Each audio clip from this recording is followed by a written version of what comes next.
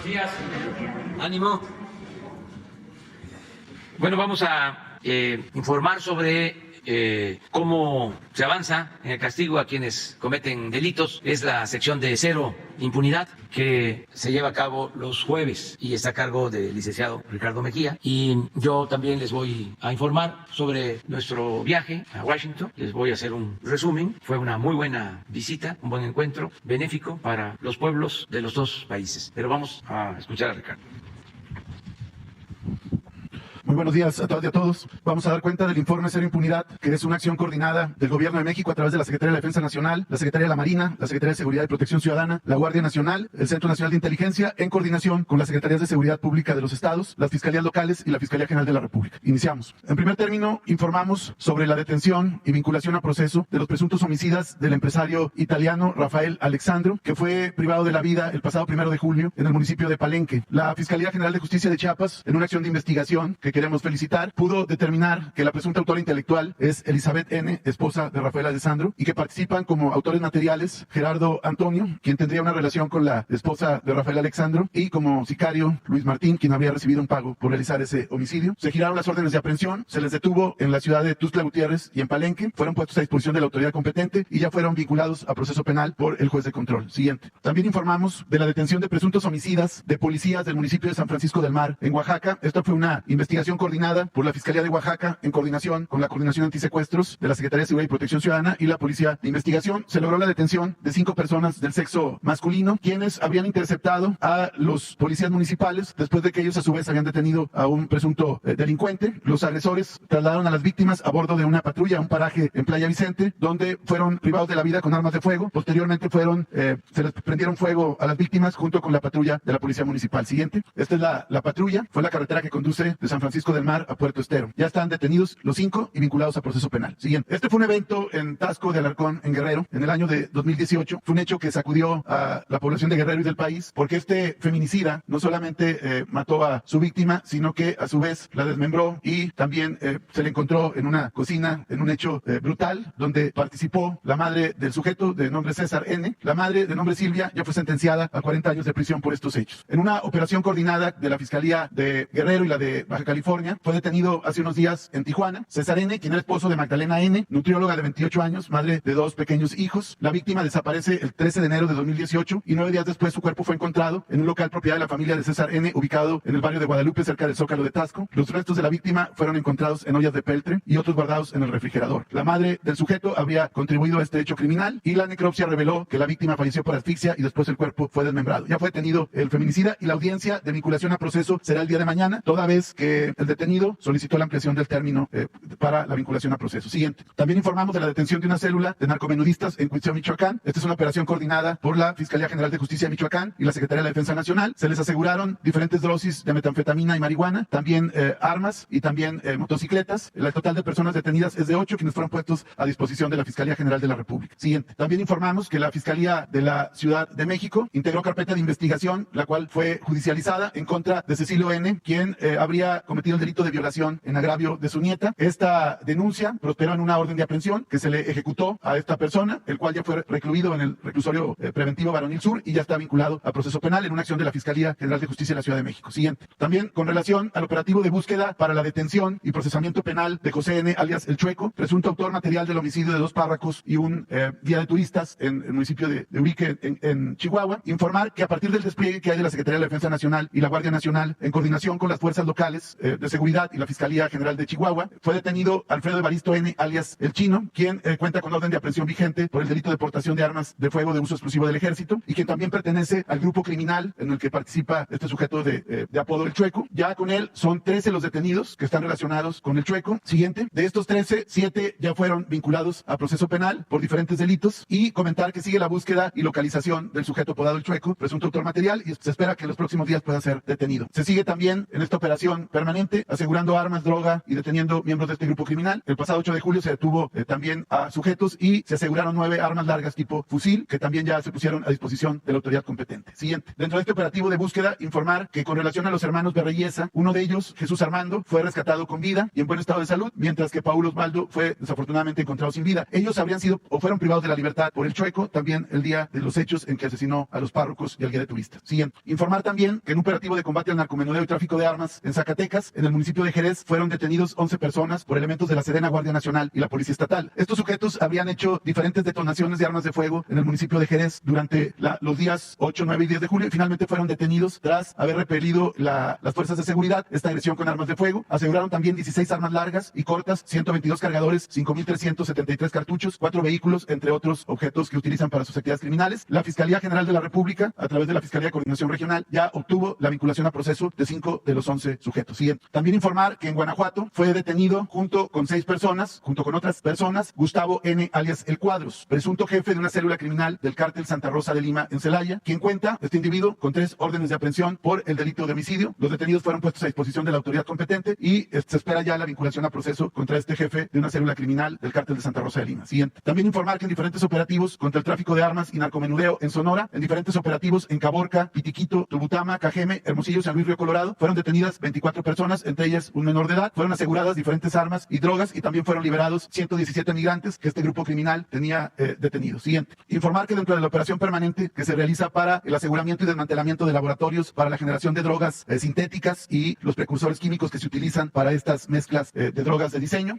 fueron asegurados entre el 8 y 12 de julio 8 laboratorios clandestinos. Este aseguramiento representa una pérdida económica para el grupo criminal que realiza estas acciones por el orden de 12,500 millones de pesos. Queremos señalar, siguiente, que entre el 21 de mayo al 12 de julio del presente año, elementos del ejército mexicano han asegurado 101 laboratorios, de los cuales 92 están en Sinaloa, 4 en Michoacán, 3 en Baja California, 1 en Jalisco y 1 en Guerrero. El conjunto de precursores químicos, materiales utilizados para la fabricación de drogas sintéticas, entre ellos fentanilo, implican una afectación económica a la delincuencia organizada por más de 139,600 millones de pesos. Ese es el tamaño del aseguramiento que se ha hecho en esta semana. Siguiente. También, como lo hemos señalado en otras ocasiones, el combate a la impunidad no solamente implica las detenciones y aseguramientos, sino el seguimiento de los procesos penales, que se logren vinculaciones a procesos y sentencias condenatorias. En ese sentido, informamos que con relación al caso Altar, donde elementos de la Secretaría de la Defensa Nacional aseguraron a una célula criminal, entre ellas la cabeza de los cazadores de apodo El Duranguillo, estos 4 sujetos ya fueron vinculados a proceso penal, entre otros delitos por delincuencia organizada, acopio de armas de fuego de uso exclusivo del ejército, posesión de cartuchos y cargadores también de uso exclusivo, agravante de pandilla, homicidio calificado con alevosía, homicidio en grado de tentativa y cohecho, porque como ustedes recordarán, este grupo criminal ofreció dinero a elementos de la Sedena para poder ser liberados en una acción que queremos resaltar que estuvo en inferioridad numérica durante mucho tiempo las fuerzas de la Sedena y sin embargo no solamente hicieron una operación pulcra, sino que fueron detenidos y no cedieron a sus intentos de soborno. También en el caso de la periodista Marilena Ferral, que fue asesinada el 30 de marzo del 2020, el autor material Luis Ángel N. alias La Huicha ya fue vinculado a proceso penal. Siguiente. Como sentencias relevantes, informar que la Fiscalía General de Justicia de Puebla logró obtener sentencia condenatoria de 45 años de prisión contra Jorge N. y 3 copartícipes del homicidio calificado en agravio de la activista transgénero Agnes T.,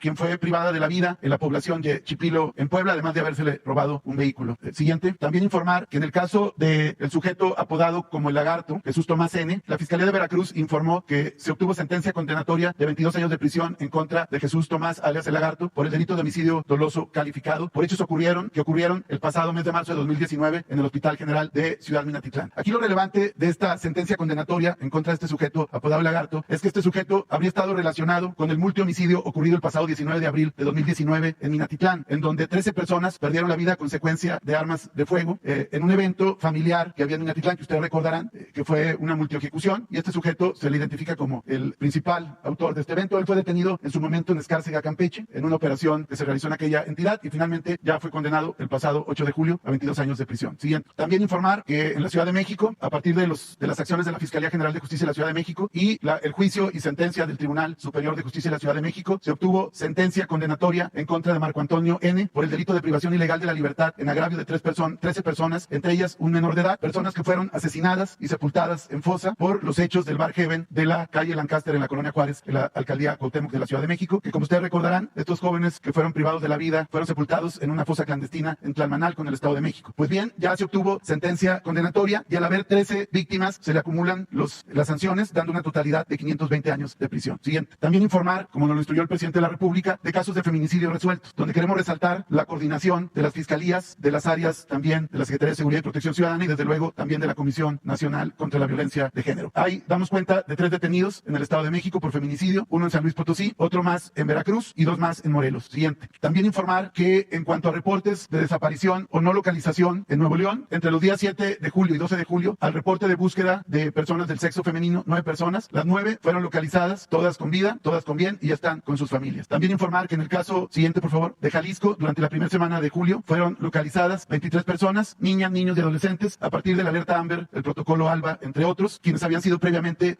denunciadas por desaparición o no localización. Siguiente. En total, durante el mes de junio de 2022 en Jalisco, la Fiscalía del Estado de Jalisco logró la localización de 73 personas, que todas están con bien a partir de estas operaciones de búsqueda. Siguiente. Con relación al caso de Devani Susana Escobar Basaldúa, informar que el día de mañana, 15 de julio, está previsto que personal del Instituto de Ciencias Forenses del Tribunal Superior de Justicia de la Ciudad de México y el médico especialista forense de ONU Mujeres sostendrán reunión para compartir estudios y criterios, entre ellos respecto a los resultados de la exhumación y posterior necropsia que se practicó al cuerpo de Devani Escobar para unificar el informe. Y el día lunes 18, finalmente se realizará la reunión del Grupo Interinstitucional de Trabajo, conformado por médicos del INCIFO y su director general, el médico especialista de la ONU, la Comisión Ejecutiva de Atención a Víctimas, representando a los padres de la víctima, la Comisión Nacional de Búsqueda, así como la Fiscalía General de Justicia de Nuevo León, con sus peritos y médicos de esa representación social y personal de la Secretaría de Seguridad y Protección Ciudadana, para conocer ya el informe una vez que hayan sostenido la reunión y haber hecho las deliberaciones correspondientes. Siguiente. Informar también que en el caso del periodista Luis Enrique Ramos Ramírez, quien fue privado de la vida en la ciudad de Culiacán, informar que fue sujetada a la prisión preventiva justificada Bricia Carolina N., quien está imputada por el delito de encubrimiento por favorecimiento cometido en contra de Luis Enrique, quien fue encontrado sin vida el 5 de mayo del presente año. Informar que, al anterior, por favor, Bricia Carolina pidieron la ampliación del término. Por lo pronto, el juez le decretó la prisión preventiva justificada para que no se sustraiga de la acción de la justicia y en la audiencia se determinará si es vinculada a proceso penal. Informar que también la Fiscalía de Sinaloa informa que hay una tercera orden de aprehensión contra un presunto autor material del homicidio de Luis Enrique. Siguiente. Y como lo hacemos cada semana, dando seguimiento a la instrucción presidencial del caso de la persecución de los autores de los homicidios de periodistas, informar que con la orden de aprehensión por un autor material del homicidio de Luis Enrique Ramírez, el número de detenidos y buscados sube a 27. Hay ya también 19 vinculados a proceso penal y este es el cuadro que se revisa cada semana. Se espera que en los próximos días también se pueda ya ofrecer un resultado con relación al caso de Antonio de la Cruz, quien fue privado de la vida el pasado 29 de junio en Ciudad Victoria, Tamaulipas. ¿Sería cuánto, señor presidente?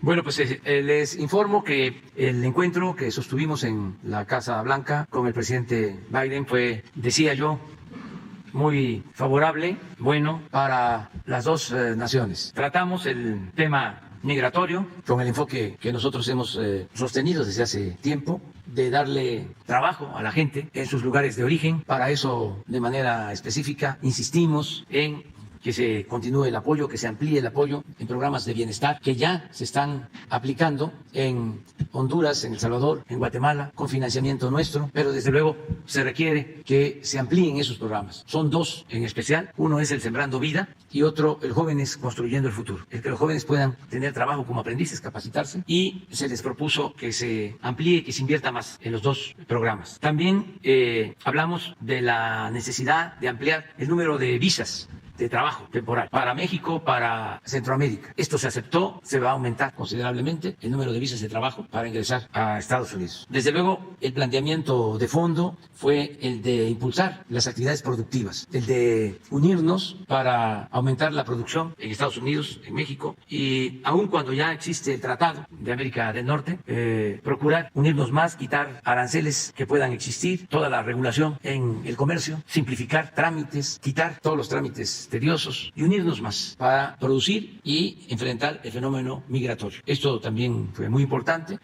Hablamos de cambiar la política migratoria, que en vez de que se deje suelta y que haya vacíos que llenan los traficantes de personas, también por la conveniencia, como ha sucedido siempre, de empleadores sin escrúpulos en Estados Unidos, que prefieren tener indocumentados porque les pagan menos, porque los pueden correr cuando quieren. En vez de esa relación, más que propicia violación de derechos humanos, accidentes graves, pérdidas de vidas humanas, semanas, que en vez de eso se ordene el flujo migratorio con visas temporales de trabajo. No solo para el campo, sino también para los servicios, para la industria. Hay una realidad, hace falta fuerza de trabajo en Estados Unidos y se necesita producir, se necesita crecer y es indispensable la fuerza de trabajo. Entonces es un momento importante, decisivo, para llevar a cabo un plan laboral migratorio, como en su tiempo fue el programa Bracero. Son otros tiempos, otras circunstancias, pero es lo que se necesita y eso lo propusimos y se va a analizar. Como ya dije, sí hay el compromiso de aumentar el número de visas temporales de trabajo. También tratamos otros temas, la modernización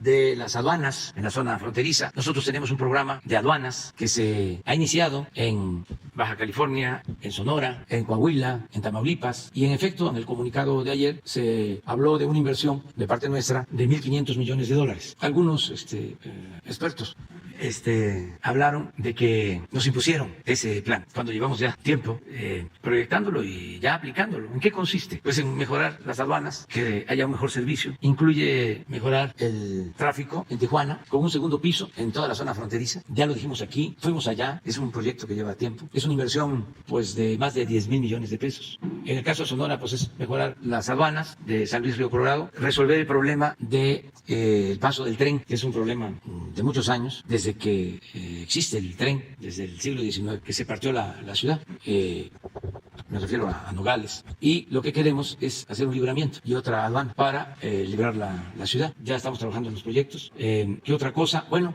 se amplía la aduana de Piedras Negras en Coahuila y se construye la nueva aduana en Nuevo Laredo. Inclusive se va a hacer la oficina para la dirección de aduanas que se va a trasladar a Nuevo Laredo y lo mismo se va a contar con una instalación militar. También en otros cruces fronterizos de Tamaulipas. De modo que eso es lo que significan los 1.500 millones de dólares. Del lado de Estados Unidos también están haciendo lo mismo, modernizando sus aduanas. En lo económico y comercial se llegó a un buen acuerdo con empresarios estadounidenses que van a invertir hasta el 2024, desde ahora hasta el 24, alrededor de 40,000 millones de dólares, fundamentalmente en el sector energético. Son ductos, plantas de electrofacción, van a invertir en plantas de fertilizantes y también en extracción de crudo en sociedad con Pemex, de acuerdo a las concesiones que se otorgaron cuando la reforma energética. Si ustedes recuerdan, se entregaron en ese entonces 110 contratos y la mayoría no tiene inversión porque se argumentaba que no tenía precio el petróleo crudo, que no era negocio. Ahora que el petróleo crudo ha subido de precio, pues ya es más atractivo para quienes tienen esas concesiones, esos contratos, invertir. Y hay campos, yacimientos petroleros que tienen mucho potencial. Hay un campo Sama que está compartido con Pemex, que tiene capacidad para producir hasta 150,000 barriles diarios. Y los que tenían la concesión no se animaban y ahora parece que van a invertir bajo las condiciones legales, como la evaluación que se hizo reportó que Pemex tiene más crudo. La operación del campo va a corresponder a Pemex. Esto no significa que ellos no puedan también participar en la administración y se busca utilizar la infraestructura de Pemex y que se trabaje de manera asociada. Eso es en general. También hablamos de los precios de los combustibles con el presidente Biden. Nosotros estamos agradecidos porque se dio la autorización en su momento para que compráramos la refinería Deer Park de Texas. Cuando se compra una planta de estas en Estados Unidos, pues tiene que autorizarlo el Departamento de Estado, la Secretaría de Energía y de Comercio. Pero el presidente Biden dio la instrucción de que se autorizara. Y esto nos ayudó porque se compró esa refinería y ahora estamos produciendo petróleo, diésel, ya se terminó de pagar la refinería y por eso reafirmamos el compromiso de que los estadounidenses que quieran cargar gasolina en las gasolineras de México, que están en la frontera, en las ciudades fronterizas de México, lo pueden hacer, que no vamos a cerrar la frontera, y pueden pagar menos porque la gasolina en nuestro país está más barata que en Estados Unidos. Entonces fuimos a decirle de que podían contar con eso, que también teníamos en esa refinería capacidad para un mayor abasto y les planteamos también que teníamos disponibilidad para el transporte de gas de Texas a la costa oeste de Estados Unidos, es decir, para llevar gas de Texas a California, porque tenemos ductos rentados que no se están utilizando por completo y que a ellos les puede ayudar. El caso de las refinerías y el que podamos nosotros ofrecer esta gasolina, pues tiene que ver con una situación que ellos están enfrentando. No solo es el precio, que es más alto, sino que están operando sus refinerías al 95% de su capacidad, a todo lo que da, porque los agarró la crisis energética con poca capacidad productiva de gasolinas, capacidad de refinación de gasolinas. Entonces se está ofreciendo esto de decirles que ellos también nos están ayudando, ofrecieron vendernos de gobierno a gobierno fertilizantes. A nosotros nos importa mucho impulsar la actividad productiva, en especial la producción de alimentos. Entonces nos van a vender a precio justo fertilizantes y también leche en polvo para las lecherías de Liconza, también a precios justos, cosa que agradecemos. En el caso de la inflación, pues ya ustedes conocen cómo el día de ayer, que se da a conocer, el dato de inflación en Estados Unidos aumentó la inflación a 9.1, nosotros tenemos 8, 7.998, y ellos tienen en junio, igual que nosotros, 9.1. Y es muy notorio de que se les está incrementando la inflación en energéticos. Traían del componente total de inflación 2.6 en energéticos y ahora en el dato de ayer ya son 3 puntos lo que les aumenta, y nosotros seguimos en 0.6 en energético por la política que estamos aplicando. Entonces, muy buena la reunión. Hablamos de que se regularice la situación de nuestros paisanos migrantes. Se lo planteé al presidente Biden, que había que darles tranquilidad, certidumbre, que llevan años trabajando de manera honrada en Estados Unidos, y como fue un planteamiento atrevido, porque se está en víspera de elecciones y hay la mala costumbre de no tocar estos temas porque supuestamente afectan electoralmente a quien los propone. Yo sostengo que estos temas hay que tocarlos todo el tiempo, independientemente de las elecciones, y que además es mejor enfrentar la realidad. No tienen fuerza de trabajo y es necesaria la regularización y es necesaria la entrega de visas temporales de trabajo, porque la inflación se detona, se desata por la pandemia y por la guerra en Ucrania, pero en el fondo es porque no hay producción suficiente en América del Norte. Entonces, se importa mucho. Nosotros estamos importando $100,000 millones de China, y Estados Unidos importa $500,000 millones de China. Y nada más piensen en lo que significa el incremento en fletes. ¿Por qué esa dependencia? ¿Por qué no producir lo que consumimos en nuestros países? El planteamiento es, vamos a fortalecer la región. Primero, América del Norte, vamos a incluir los países de Centroamérica y luego toda América, la Unión de América, que es un continente con una gran potencialidad en lo económico, en lo tecnológico, en cuanto a fuerza de trabajo, joven, creativa, y con un mercado amplio que permitiría consumir todo lo que se produzca sin necesidad de depender de otras regiones del mundo. Eso es lo que hay que estar pensando hacia adelante. Y fue muy buena la plática con el presidente Biden. Estuvimos también antes con la vicepresidenta Kamala Harris, también muy afectuosa, con mucho respeto hacia el pueblo de México. Me volvió a insistir que tiene un primo en México, tiene familias en México, y en todos lados, mucho respeto hacia México. Y nuestros paisanos, bueno, ¿para qué les digo? Puro amor, puro amor. Estaban contentísimos, les agradezco mucho, y repito lo que siempre decimos, y ayer, antier, me lo estuvieron recordando, que amor con amor se paga. No se organizó nada, todo fue espontáneo, y desde que llegamos al aeropuerto, nada más que pues ya no puedo yo ahí acercarme mucho porque están las medidas de seguridad que se establecen, pero llegamos al hotel y ahí estaba, y música, y al día siguiente desde muy temprano también, y hasta ayer que salimos del hotel, la despedida. Antier, cuando fuimos a la Casa Blanca por la tarde, estuvimos en los monumentos al presidente Franklin Delano Roosevelt y no presidente, dirigente social destacadísimo, defensor de los derechos civiles, Martin Luther King, y también muchos paisanos. Ahí tuvimos que decir unas palabras para homenajear al presidente Roosevelt, a Martin Luther King, mártir, un héroe de la lucha por los derechos civiles, por la no violencia, la lucha por la igualdad. Y muy bien, nos sentimos muy apoyados, muy respaldados por nuestros paisanos, y todo esto pues nobleza obliga a que no dejemos de trabajar en beneficio de nuestro pueblo hasta el último día. Y quedó Óscar González. Buenos días, Óscar González de Radio Noticias 104.5 Noticias. Usted, señor presidente, en reiteradas ocasiones ha mencionado que no a la corrupción, no a la impunidad, no a las injusticias, primero los pobres. Y eso ha generado que millones de mexicanos pongan toda su confianza en usted.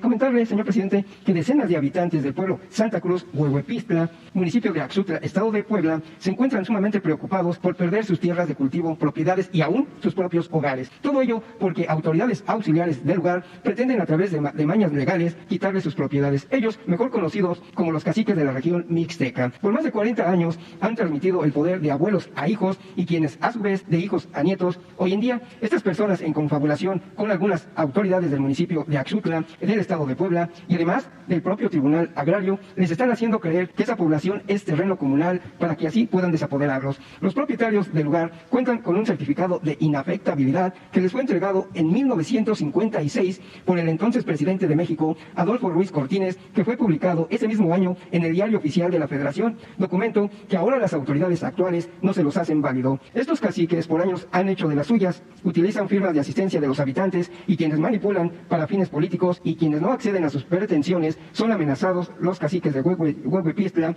han sembrado el terror y han iniciado varios juicios de desalojo de hogares de humildes campesinos, ya que con lágrimas hombres, mujeres, niños y personas de la tercera edad piden su valiosa intervención antes de que se cometa una injusticia con más de 46 familias. La pregunta sería, ¿se podrá hacer algo para estos humildes campesinos? ¿Es cuánto, presidente? Sí, vamos a pedirle al procurador agrario que atienda de este caso. Según lo que estás dando a conocer, deben de ser tierras primero comunales y luego fueron entregadas como pequeñas propiedades, por eso los certificados de inafectabilidad que se daban entonces, después de la entrega agraria que tuvo su mejor momento en la época del general Cárdenas, empezaron los certificados de inafectabilidad, esto con el presidente Miguel Alemán y se continuó con el presidente Ruiz Cortines, y desde entonces vienen estos conflictos. Hay forma de llegar a acuerdos, vamos a pedirle al procurador agrario. Seguramente ya es, como dicen los abogados, cosa juzgada, es decir, ya han de haber agotado todas las instancias legales. Y lo que hay es una situación de hecho, de que ahí están viviendo, me imagino, tienen la ocupación, y ya legalmente es probable que alguna instancia, y puede ser la instancia superior, la Suprema Corte, haya resuelto. Sin embargo, el problema está ahí y hay que resolverlo. Entonces vamos a que el procurador agrario lo vea. Omar Niño. Señor presidente, muy buenos días. Omar Niño de San Luis Potosí. Preguntarle sobre su visita a los Estados Unidos, el tema migratorio, que considero también para usted era de los más importantes. ¿Se consolida lo de las visas?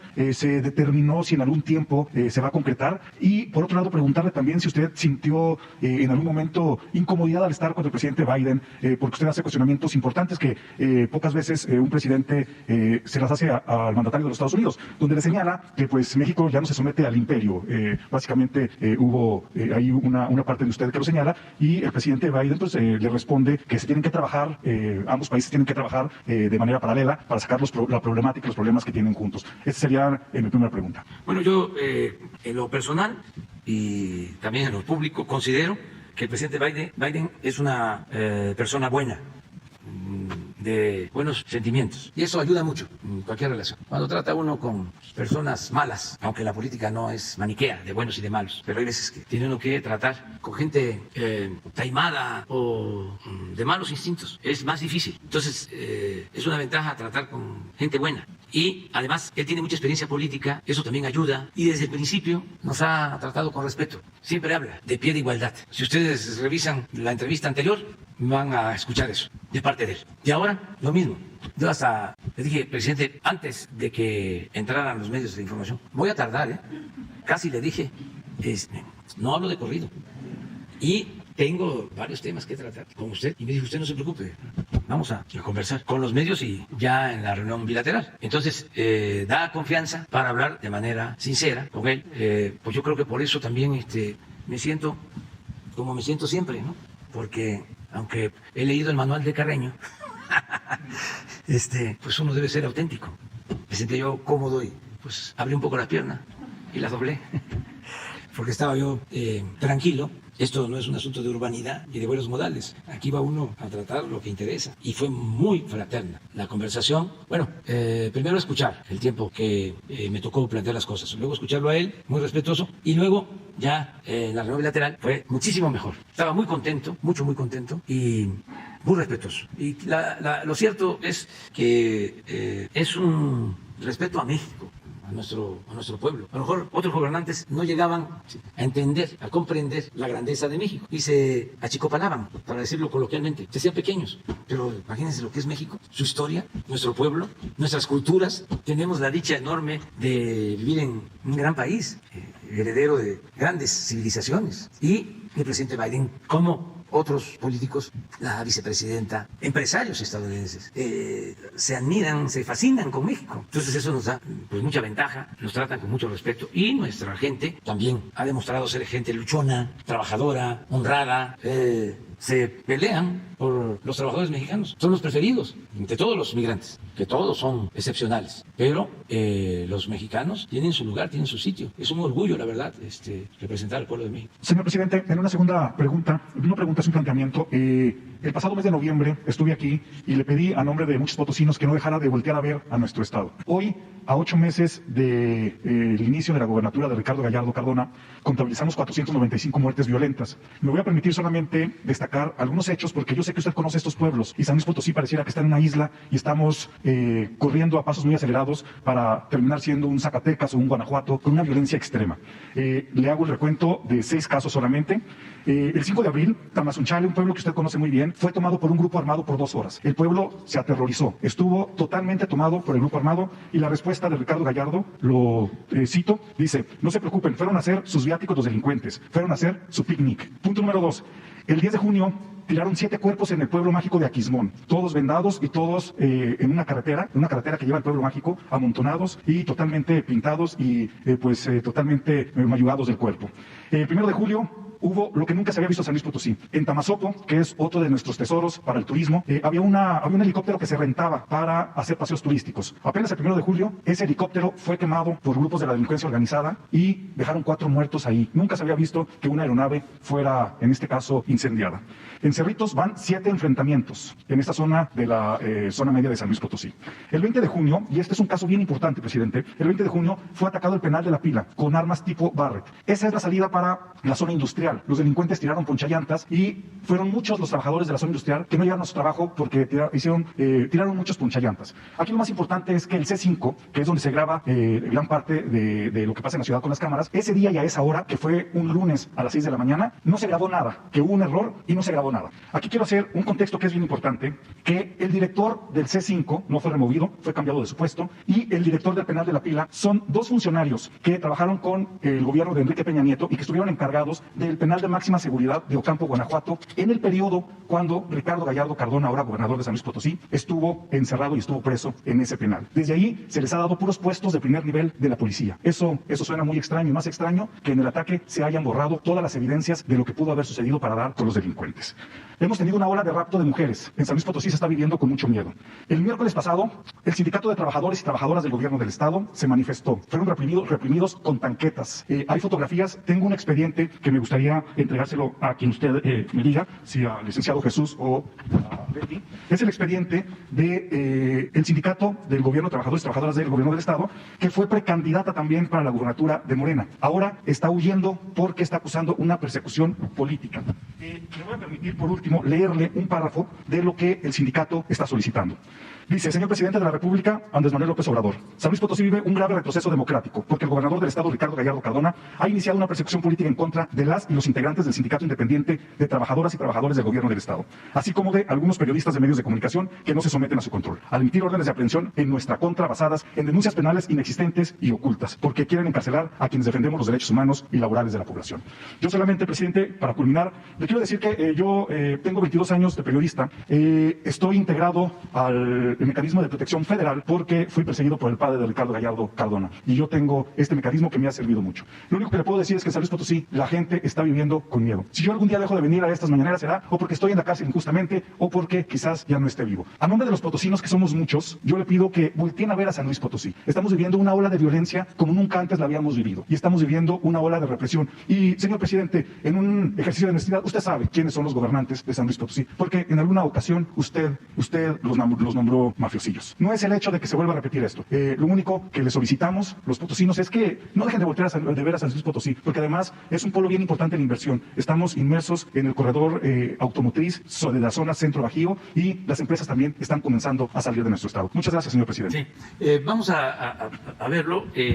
Debes de considerar que hay en San Luis Potosí una polarización política. Hay quienes están a favor del gobernador y quienes están en contra. Y nosotros tenemos que actuar con profesionalismo, con responsabilidad y apego a la verdad. Entonces, te ofrecemos que vamos a hacer una investigación sobre el caso. A lo mejor Ricardo aquí podría informarnos sobre lo que se tiene y nos dejas tus documentos. Qué bien que estás en el mecanismo de protección. De todas maneras, nosotros siempre vamos a defender la libertad de expresión y espero también comprendan que no podemos hacer juicios sumarios, no podemos hacer denuncias a diestra y siniestra, sin pruebas, no podemos repetir lo que se hacía antes de un periodismo sin argumentos, irresponsable, con falta de profesionalismo, les diría que calumnioso. Tenemos que ser todos muy responsables, que cuando haya una denuncia se presente una prueba y que no haya propaganda o campañas de desprestigio. Ayer, por ejemplo, el director de Migración,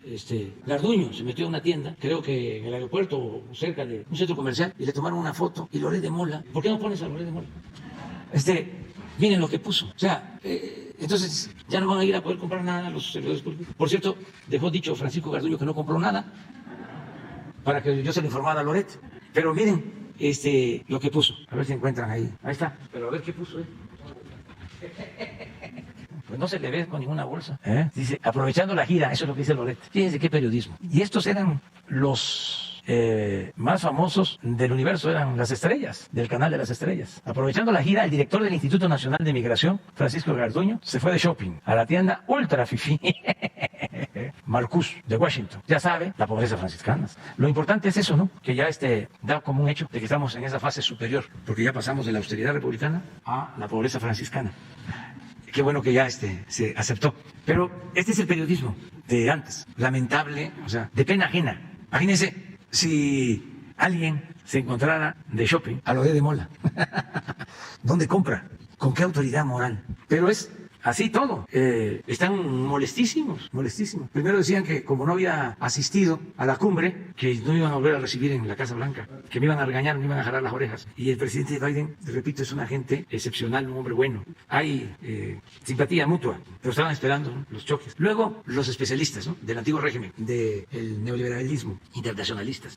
Pero no es visita de Estado. Y luego un experto, ¿no?, o experta. ¿Qué es una visita oficial? ¿Qué es una visita de Estado? ¿Qué es una visita de trabajo? Toda esa formalidad casi monárquica, los fascina. Y que no me desabroché el saco, no, pues se me iba a ver la panza.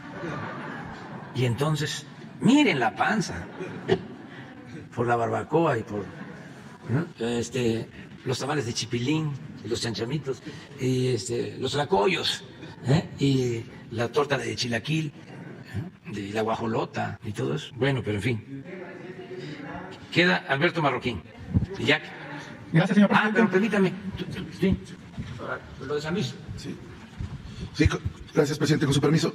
Con relación a lo de San Luis, efectivamente se han presentado eventos, sobre todo en la Huasteca, pero también comentar que por instrucciones de la Secretaría de Seguridad, Rosa Isela Rodríguez, ya se está en coordinación con el fiscal José Luis Ruiz para establecer una célula de trabajo ante homicidios y antisecuestros, como lo hemos hecho en Cajeme y en Zacatecas, precisamente para acelerar la persecución criminal y las investigaciones. Entonces ya habrá un despliegue. También el Centro Nacional de Inteligencia establecerá un grupo operativo de inteligencia, y se está trabajando también en los estados aledaños para establecer un blindaje junto con el área de seguridad en carreteras de la Guardia Nacional. Comentar que en cuanto al penal estatal de La Pila, el día 21 y 22 de junio hubo un operativo, se encontraron objetos punzocortantes que se pudieron quitar ahí de los reclusos, y estamos trabajando permanentemente en coordinación y se va a reforzar. Pero también informar que el pasado 24 de junio se detuvo Adrián N., que es hijo del líder criminal Alfredo Alemán, que es parte de una célula delictiva del Cártel del Golfo, y esta operación que se realizó precisamente en San Luis Potosí, en el municipio de Soledad Graciano Sánchez, generó una serie de acciones de este grupo criminal. Sin embargo, ya está vinculado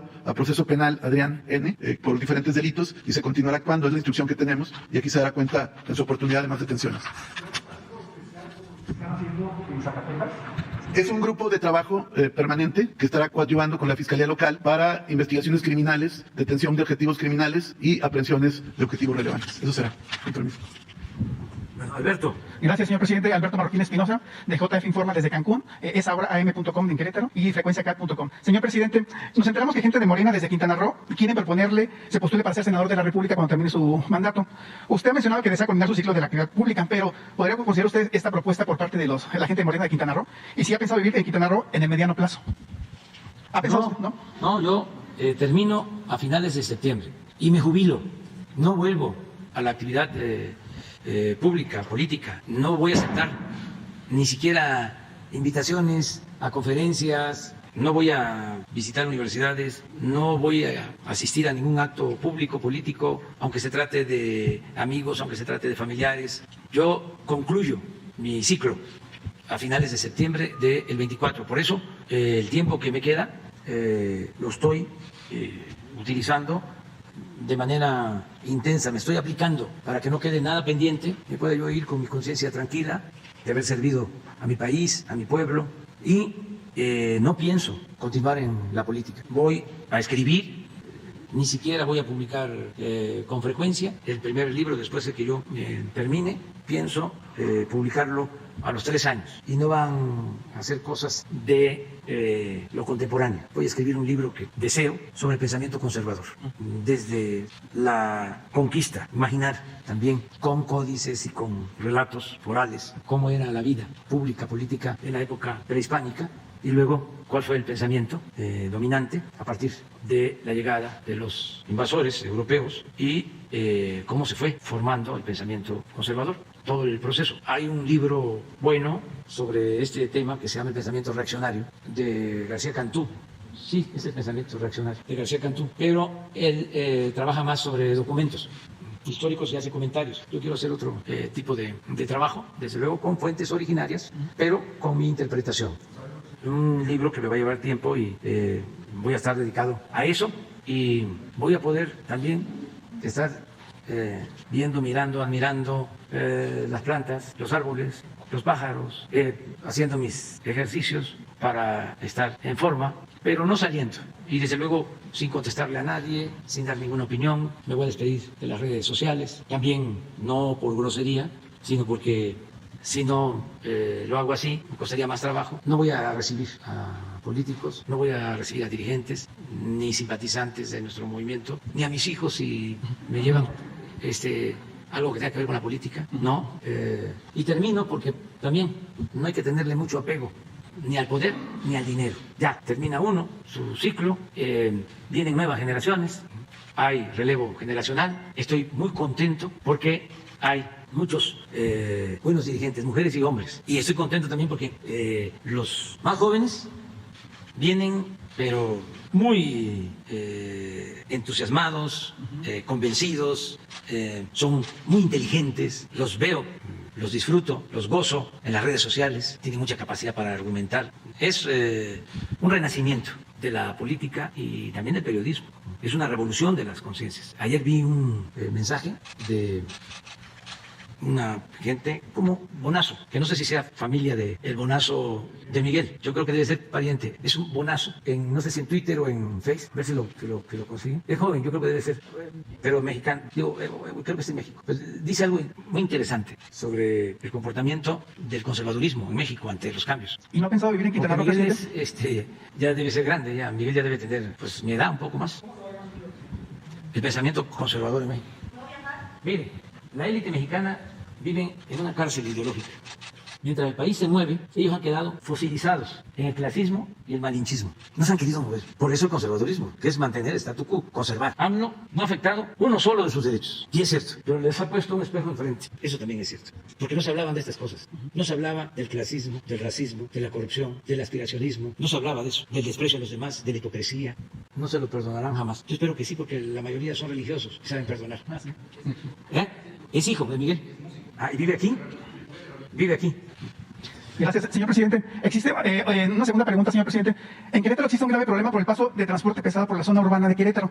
Y más ahora que se va a cerrar una vialidad que es el cruce hacia San Luis Potosí, que es la avenida 5 de febrero, porque va a haber una refinería y una obra que no se había hecho en 30 años. Incluso van a tomar hasta 4 puentes. Es una obra del gobierno del estado de Mauricio Curi. Y le cuestionamos al presidente municipal de Querétaro, Luis Nava, por qué no han limitado el paso vehicular de transporte de carga pesado por la zona de la carretera 57 que cruza una parte de Querétaro, la zona urbana. Y ha habido accidentes regularmente por tanto transporte pesado. Y hay dos autopistas, dos libramientos que pueden evitar que pasen por Querétaro. Y al momento que le cuestionamos al presidente Luis Nava, nos comentaba que él hizo una petición a la SCT en el 2019 para municipalizar ese tramo de la carretera 57. Prácticamente son 2 kilómetros. Y por eso era preguntarle al presidente cómo nos podría apoyar para que se agilizara ese trámite ante la SCT y ojalá se pudiera municipalizar ese pequeño tramo. Vamos a hablar con el gobernador. Él me mencionó en la última entrevista que iban a llevar a cabo obras de introducción de agua y otras obras urbanas. Entonces vamos a ver en qué ayudamos y tomamos en cuenta tu planteamiento. Y lo esperamos en Querétaro. Hay dos festivales, Festival Querétaro y hay festival, y hay otro festival que se llama Festival Experimental. Ojalá nos acompañe. Me ha invitado el gobernador y tengo muchos deseos de ir. es muy probable que vaya. Y además quiero ir a la sierra, quiero ir a la Sierra Gorda y visitar los municipios de esa región hasta precisamente San Luis, salir a Xilitla, lo he recorrido todo ese camino y sí voy a ir porque el gobierno me ha invitado y es buena la relación con el gobierno del estado. Muchas gracias, señor presidente. Mujeres, ustedes tres, a ver si alcanza. 3 mujeres. Buenos días, señor presidente. Buenos días a todos los presentes. Elías Fernández, de Noticias del Movimiento Conciencia y colaboradora del programa radiofónico Iztaccíhuatl en el Sendero de la Luna. Señor presidente, el Movimiento Conciencia le hace entrega, formalizando el compromiso mutuo como un hecho sin precedentes del proyecto para sentar las bases contra la crueldad hacia los animales. ¿Puedo dejar en sus manos el proyecto, señor presidente? Por otro lado, señor presidente, en relación con los más de 200 felinos y otros animales incautados, aún no se puede decir rescatados, a la fundación llamada Black Jaguar White Tiger en la Ciudad de México, que se encontraron en una situación infame, quisiera comentar lo siguiente. En mi trabajo como fotodocumentalista he testificado diversos zoológicos de la República Mexicana, los de supuesta excelencia, los modestos y los casi abandonados. En cualquiera de estos casos he capturado imágenes igualmente infames. También hay infinidad de registros hechos por la propia ciudadanía que circulan en redes y que casi ninguna autoridad voltea a ver. Ojalá este caso mediático coadyuve a visibilizar una indignante y cotidiana realidad. Sin embargo, el 21 de enero de 2016 se aprobó una iniciativa de ley en el estado de Veracruz impulsada por el Movimiento Conciencia, la conversión de zoológicos en santuarios. El estado se posicionó, así como la primera entidad en el mundo, en lograr tal avance. Han pasado más de 6 años desde entonces y esa ley sigue siendo letra muerta. Aprovecho para informarle que este tema y el de los humedales se platicarán próximamente con el gobernador de Veracruz, Cuitlavo García, a quien le agradecen su buena disposición. Esta iniciativa de ley aprobada no trata, como se ha querido hacer creer, de cerrar los espacios en los que habitan animales. Al contrario, se trata de que estos lugares se vayan transformando paulatinamente a través de una nueva reglamentación y reconvirtiéndose en recintos con ética científica y educativos. Se trata de poner candados a la corrupción disfrazada de proteccionismo y evitar situaciones de crueldad. En efecto, en la actualidad algunos zoológicos, falsos santuarios o unidades de manejo pueden ser vías legales e ilegales para el tráfico de especies silvestres y exóticas, para su explotación, esclavitud y enriquecimiento ilícito. Incluso promotores de la sustracción de animales de su ambiente natural con el fin de adueñarse de sus vidas como símbolos de posición y poder. En la figura de los santuarios certificados se trata de que prevalezcan los valores imprescindibles de algunos zoológicos de avanzada, como es la conservación, la recuperación de especies, la investigación y el estudio de la biodiversidad, entre otras virtudes, como asimismo la protección, la rehabilitación y el proceso de reubicación de animales silvestres. Lugares, pues, donde no se promueva que la fauna coexista fuera de su hábitat con fines de entretenimiento y en los que, en cambio, se impulsen proyectos para que haya más áreas protegidas. De igual modo, busca implementar un importante programa de rescate y conservación de fauna nativa y endémica. Un santuario gestiona el traslado de las especies exóticas a lugares cuya infraestructura sea lo más parecido posible a su hábitat. En conclusión, la ética animal, el humanismo y la educación es el espíritu de un santuario. Señor presidente, de acuerdo a esta investigación antes expuesta, ¿usted apoyaría a los santuarios? Sí, y estamos promoviendo los parques naturales y vamos a impulsar mucho en el sureste 3 áreas naturales protegidas. Una es el Parque del Jaguar, es un rescate que se está haciendo de una superficie de alrededor de 3,000 hectáreas, que va incluso a abarcar la zona arqueológica de Tulum y se va a bardear para que no haya invasiones y se proteja. Otro parque natural va a ser el nuevo Uxmal. Se tiene un terreno de 2,600 hectáreas a 5 kilómetros en línea recta a la zona arqueológica de Uxmal. Ya se decidió que va a ser un área protegida.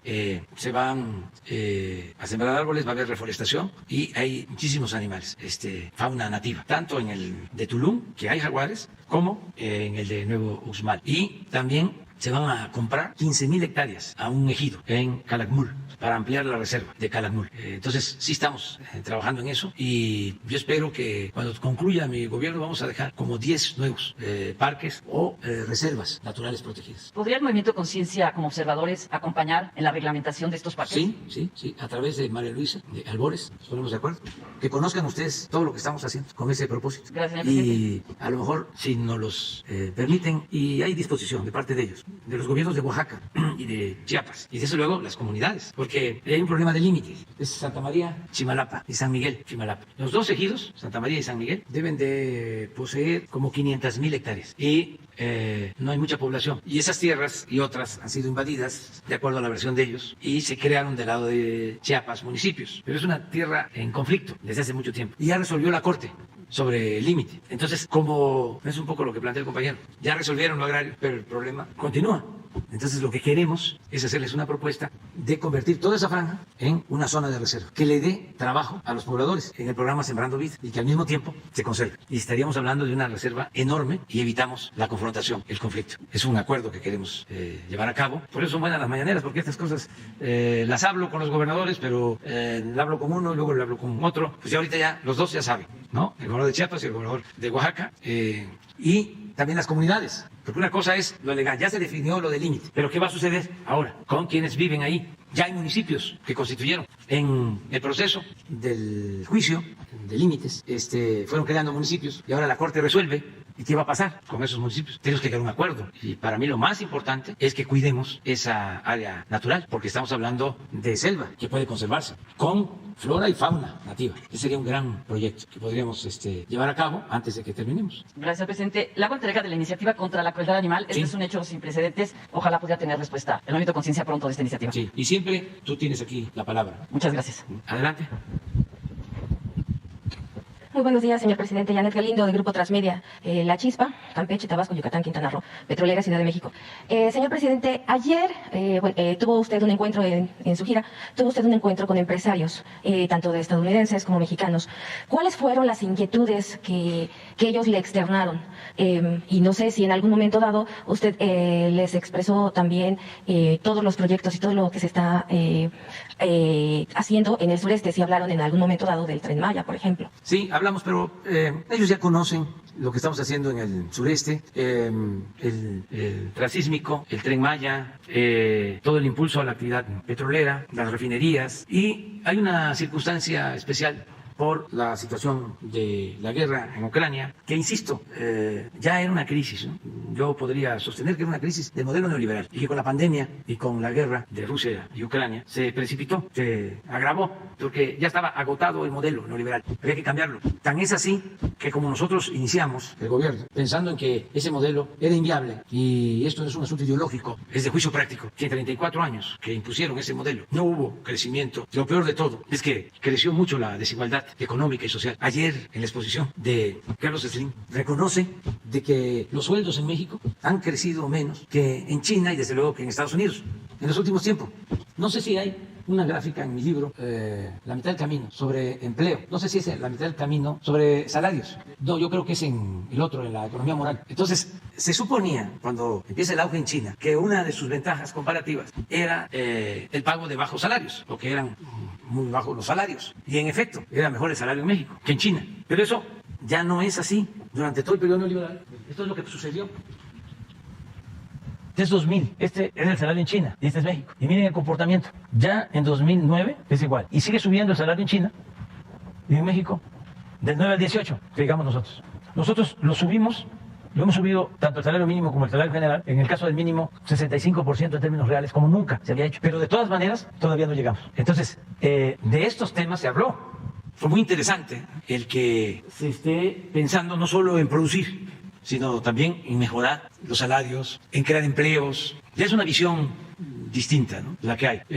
Y también es muy importante el buen uso de los energéticos, cuidar los energéticos y no abandonar la transición energética para no seguir dependiendo del petróleo. Tenemos que pensar en energías alternativas. Por ejemplo, el proyecto que se inició en Sonora de una planta solar lo queremos replicar en toda la frontera, no solo para tener energía en nuestro país, sino poder exportar energía a países, a estados fronterizos de la Unión Americana. De eso hablamos. Entonces, siempre y cuando la planeación esté a cargo de la Secretaría de Energía y el socio principal sea la Comisión Federal de Electricidad. Pero se puede permitir la inversión extranjera, ¿sí?, en sociedad con la Comisión Federal de Electricidad, porque para tener energía nosotros en el norte y poder exportar energía eléctrica, sí hay que replicar las plantas solares, pero necesitamos también plantas de gas de respaldo y necesitamos un tendido de líneas de transmisión. Entonces son inversiones fuertes, pero sí hay interés de parte de inversionistas estadounidenses.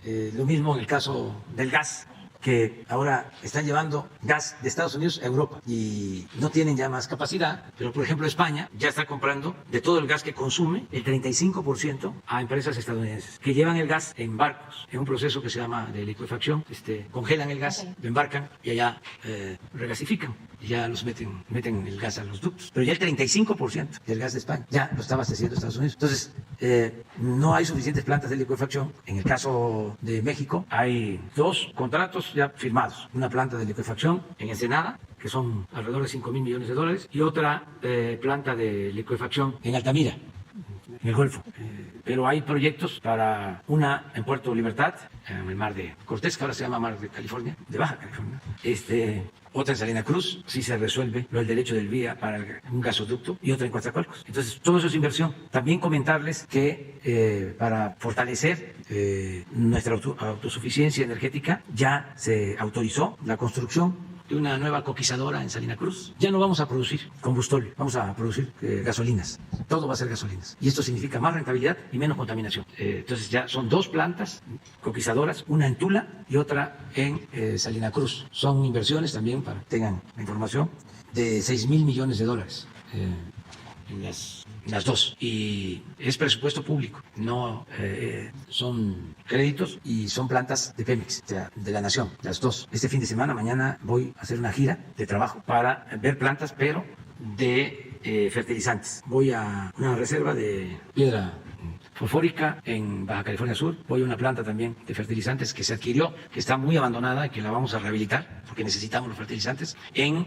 Lázaro Cárdenas, Michoacán. Ya se logró, mediante una consulta, que los campesinos indígenas de Sinaloa permitieran la construcción de una planta de fertilizantes en Topolobampo. Es una empresa alemana, porque nos hacen falta los fertilizantes. Y ya tenemos el plan también, y vamos a ir a agronitrogenados. Se va a ampliar, se va a tener otra planta para producir urea, y otra planta más en Cosoleacaque para amoníaco, que es la materia prima de la urea. Lo que queremos es dejar produciendo plantas que nos permitan abastecer el 60% del mercado de fertilizantes, y que ese 60% se entregue a los productores, y a los productores más pobres de manera gratuita. Lo que hacemos en Guerrero, y ya estamos terminando de entregar este año, fertilizante, abono, a todos los productores. Y da muchísimo gusto ver cómo del autoconsumo, y a veces nada, por la sequía, por la falta de lluvia. Ahora que fui a la montaña me dio mucho gusto, porque están muy buenas las milpas, porque está lloviendo y llegó a tiempo. El fertilizante nos falta como un 10% de distribuir. Pero ese programa se va a ampliar a Chiapas, a Oaxaca, a Zacatecas, a Nayarit, a Durango, a Puebla, Morelos, el Estado de México. Estamos viendo cómo lo vamos a ir ampliando, y para eso las plantas de fertilizantes, porque la materia prima es el gas, y lo tenemos, y tenemos los ductos. Entonces, del gas se saca el amoníaco, y el amoníaco es el que sirve para la urea, que es el fertilizante.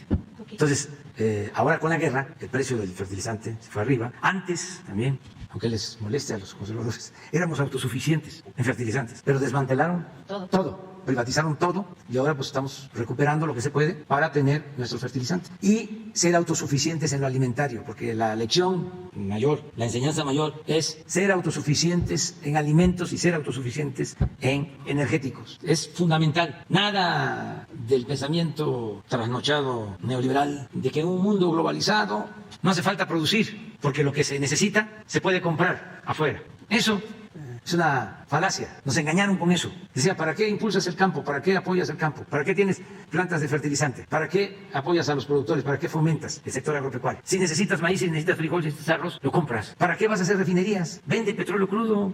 Ahí está el negocio. Y por eso en más de 40 años no hicieron una refinería. Vende petróleo crudo y compra la gasolina. Y ahora la realidad nos está demostrando que no es así. Si nosotros dejamos caer la industria petrolera, si desde que llegamos no hubiésemos atendido las 6 refinerías y no se hubiese comprado la de Deer Park y no se hubiese iniciado la construcción y ya tener terminada la primera etapa de Dos Bocas y no construir estas 2 coquizadoras, pues entonces estaríamos padeciendo por los aumentos en los precios de los combustibles. Además, no tendríamos petróleo crudo, porque si vemos la tendencia, ¿por qué no pones? ¿Cuál es la tendencia? Lo irresponsable de esta gente. Íbamos a estar hoy importando crudo.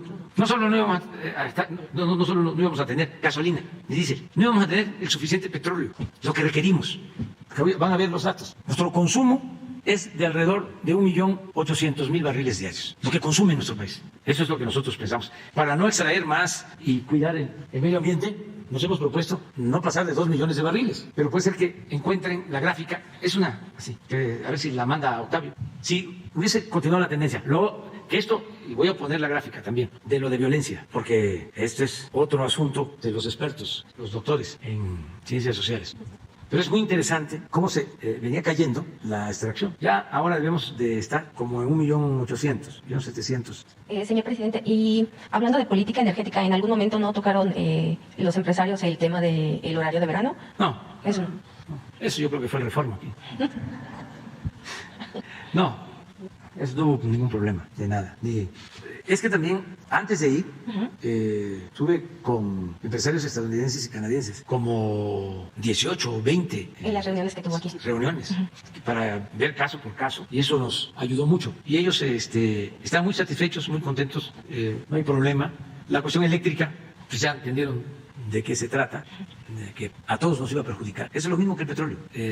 No iba a tener producción la Comisión Federal de Electricidad, la iban a quebrar, estaría totalmente sin capital, todo para darle el mercado a Iberdrola. Estaría pasando lo de España. ¿La tienen? Ya. Pues sí, si no se queda pendiente, pero bueno. Bueno, y así usted logró transmitir entonces el amor por México ¿Mande? De esta forma, con esta visita, ¿usted considera que logró transmitir su amor por México en esta gira?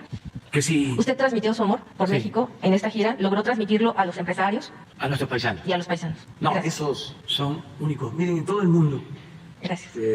los migrantes son excepcionales. Hay algo especial.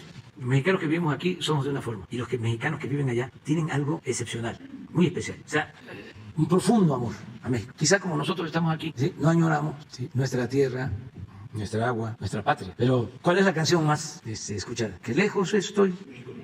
México lindo y querido, ¿sí? Pero con un sentimiento, o sea, ahí está la defensa, pues, de México. Mucho amor a nuestro país, mucho, mucho, mucho amor. Entonces, eso es... No, llegaron de Nueva York y de otras partes. Y les preguntaba yo, ¿y de dónde son? Zacatecas y San Luis y Chiapas y Oaxaca, la Ciudad de México, de todos lados. Es excepcional y sí se los recordé de nuevo, ¿no? Allá a los gobernantes, con todo respeto, para que no maltraten a nuestros migrantes. Les recordé porque ese dato se ocultaba. El primer lugar es México, con 38 millones de habitantes mexicanos en Estados Unidos, padres, hijos. Incluso con una revisión que hicieron al censo, ya se habla de más de 40 millones. Y el segundo lugar son nuestros hermanos puertorriqueños, con 5 millones, de 40 a 5, segundo lugar. Y tercer lugar, nuestros hermanos de Cuba, 4 millones.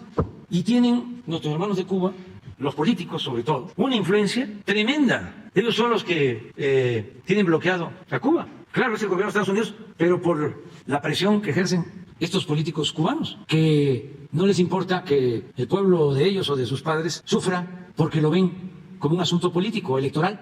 Es un poco lo que quieren hacer algunos políticos tejanos, o ya están haciendo, en contra de los migrantes mexicanos. No es amenaza ni siquiera advertencia, pero ya les dijimos que el que maltrate a migrantes, sea del partido que sea, aquí en la mañanera va a ser señalado como un político oportunista, racista, discriminador, ni siquiera político, politiquero. Pero es parte de lo mismo.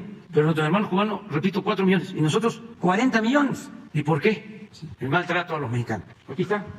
Ah, qué bueno.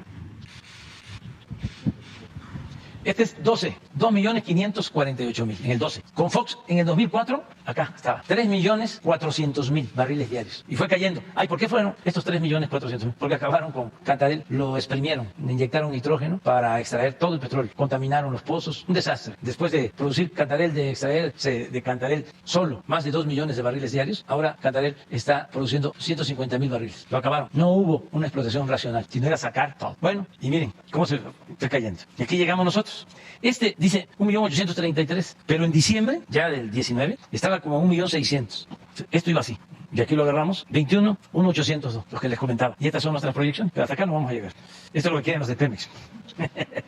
Octavio, y no vamos a pasar de 2, que es lo que necesitamos. Pero esto nos ayuda mucho porque el precio también está alto y ese excedente es el que nos permite subsidiar el precio de la gasolina. Si no subsidiáramos el precio de la gasolina, la inflación se va a las nubes, porque ustedes saben que de eso depende todo, la gasolina y el diésel, y lo otro los alimentos, pero también tiene que ver con la gasolina. A ver, ¿por qué no pones el de los porcentajes de violencia, pero de homicidio, que es el delito que más nos ha costado? Pero ya ven que también están, dale con eso. El de los porcentajes, porque hay varias maneras, ¿no?, de interpretar los hechos. Sí, pero hay uno que es por sexenio. A ver si lo tiene. Aquí se ve. No, pero hay otro, el de Calderón.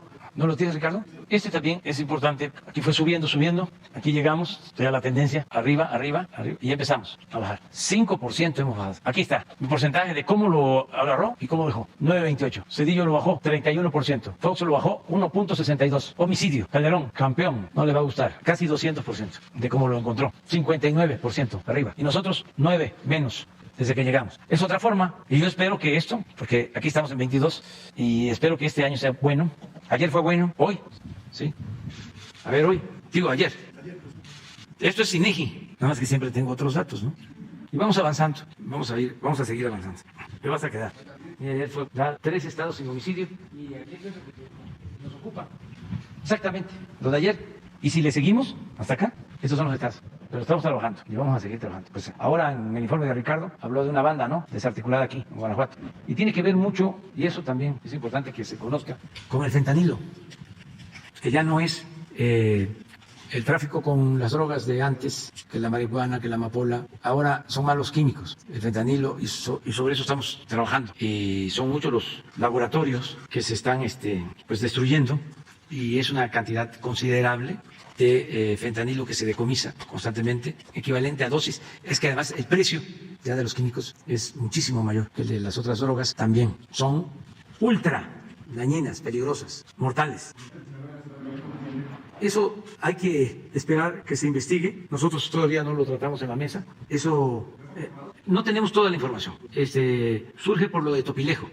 Entonces, a partir de ahí es un trabajo de investigación que hizo el gobierno de la Ciudad de México, pero nosotros todavía no tenemos información. Los lunes siempre está en la reunión de seguridad la jefa de gobierno, de ahí ella informa, y tenemos también nosotros elementos, pero no hay nada en firme. Cuando tengamos algo nosotros informamos.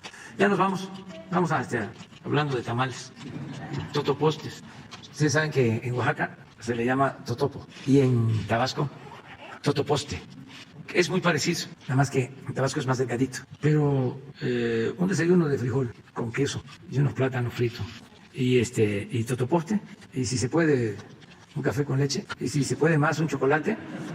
Bueno, pues eso es lo que les deseo. Y una concha ya. Adiós, adiós.